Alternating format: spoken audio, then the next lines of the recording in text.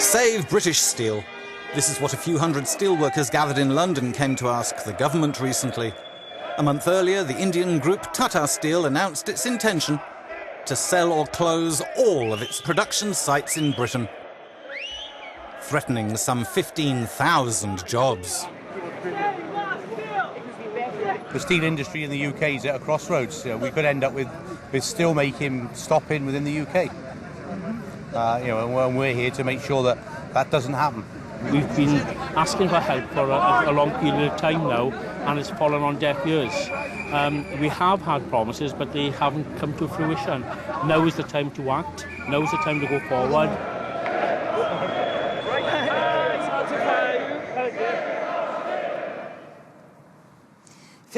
To be or not to be part of the European Union? Can it change anything to secure the future of British steelworkers?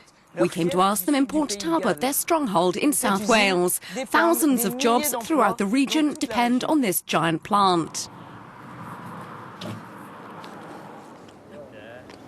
This is where we meet Steve again. He started as an apprentice at the steelworks 37 years ago. His parents were employed there, his son works there today.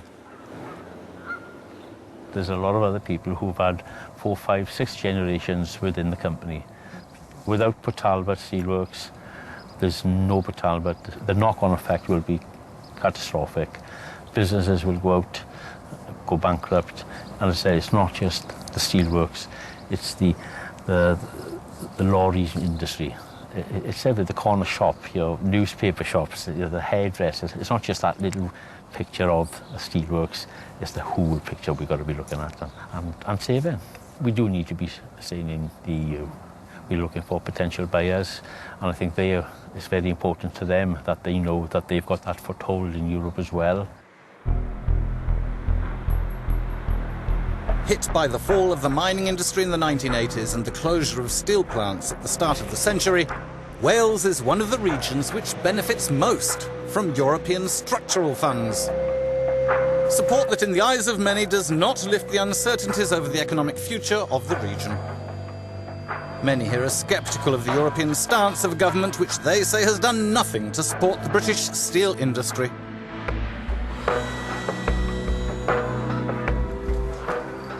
Vote Leave campaigners have told us that 70% of the local population would vote for a Brexit. Let's go and check this out in this steelworkers cafe.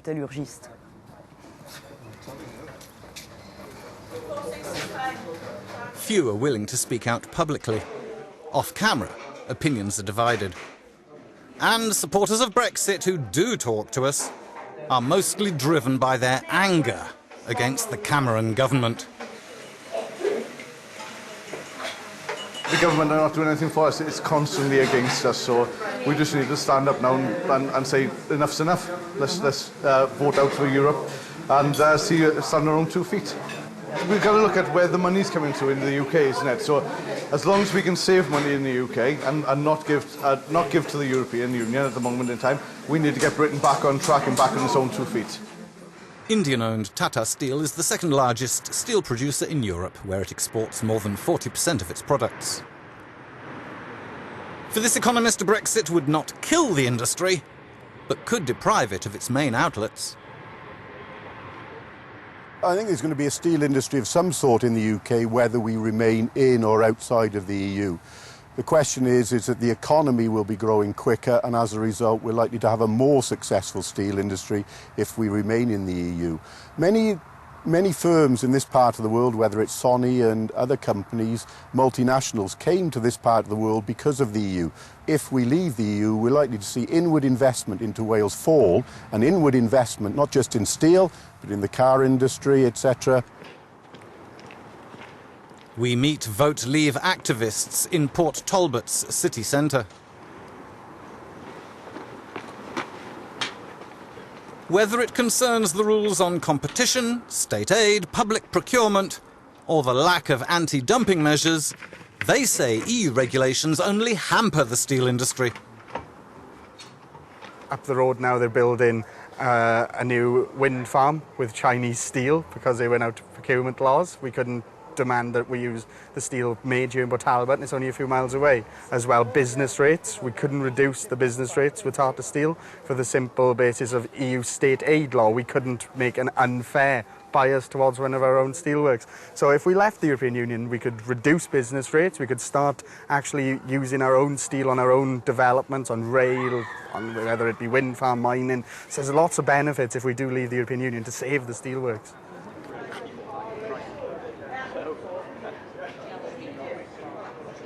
The biggest problem is the EU business regulations, especially things such as energy regulations that have had a detrimental effect, a hugely detrimental effect on all energy-intensive industries. We can't employ any anti-dumping measures without the consent of the Commission, or because it's an exclusive competency of the European Union. Outside of the EU, we'd be able to revert to World Trade Organization rules, which would allow us to actually utilise much higher tariffs, like they've done in America, like they've done in the United States, to protect their industry.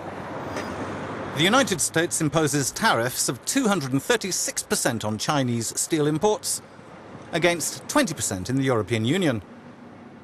Brussels wants to raise that threshold, but the British government is one of the most opposed to it, points out the constituency's Labour MP. A Brexit would cost the British economy dearly, he says. Thank you very much, sir. Thank you. If you come out of the European Union, you then have to start trying to agree what the trading relationship looks like. Are we in the single market? Are we not? If we're not, what kind of tariffs do we have to pay? What sort of tariffs do we have to pay on steel?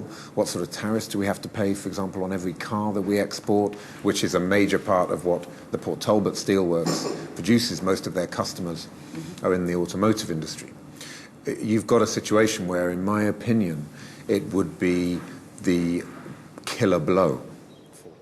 Scott Bamsey is the youngest union representative at the Port Talbot Steelworks. His family has worked in the industry for generations.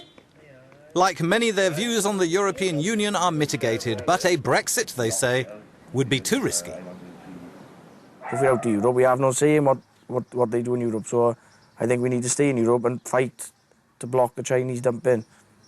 We need to be in the European market. We don't want to be scratching now to find other markets in Asia or America, Canada. I think pulling out of Europe will just pose so many unknowns that it's safer, I think safer where we are a minute. Obviously we'd have to strike new trading deals and it just make a complicated situation even worse. So I think to stay in would be the best option for us in the steel industry.